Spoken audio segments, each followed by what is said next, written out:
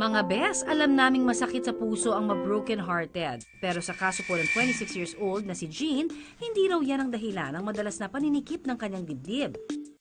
At lalong hindi rin sakit sa puso, kundi ang tinatawag na acid reflux.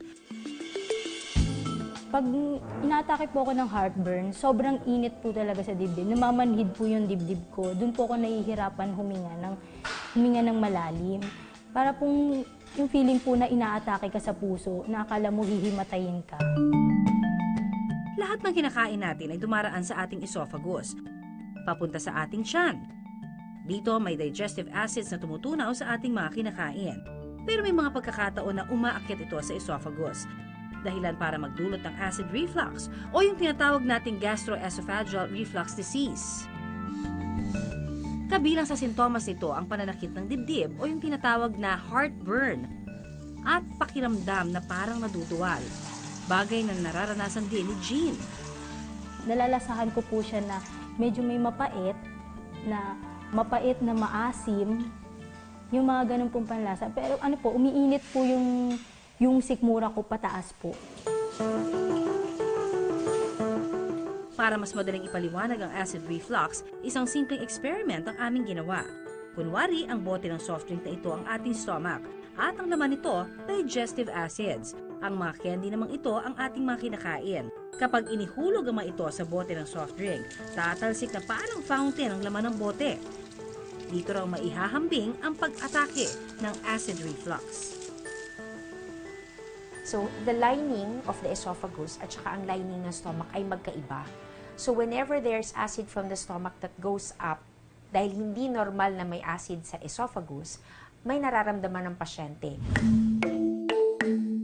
Sa pamamagitan ng tinatawag na endoscopy, nalalaman kung nakakaranas nga ng acid reflux ang isang tao. Ang pasyente po ay naka-fasting for about 6 hours. Pwede mo itong gawin ng gising. Pwede mong gawin na tulog ang isang pasyente. Nakaposition po siya sa left lateral side. And then may nakalagay po na mouth guard kung saan po ipapasok ang instrumento. Mahirap kasi ito makumpirma lalo na kung pananakit lang ng dibdib ang pagbabasihan. Di ba nga't mas madalas itong sintomas ng sakit sa puso?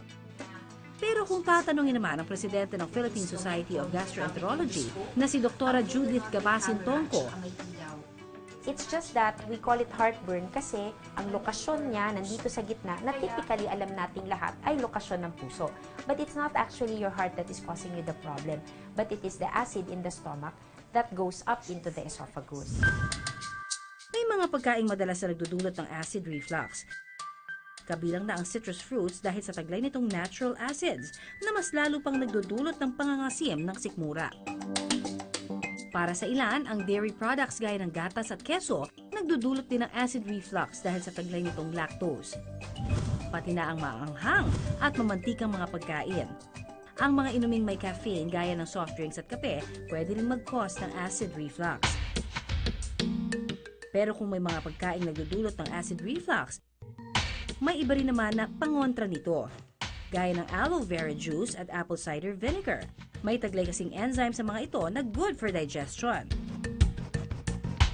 Pwede ring haluan ng 2 kutsarang baking soda ang isang basong tubig, tsaka inumin ng dahan-dahan. Nanuneutralize kasi nito ang sobrang digestive acid sa ating stomach.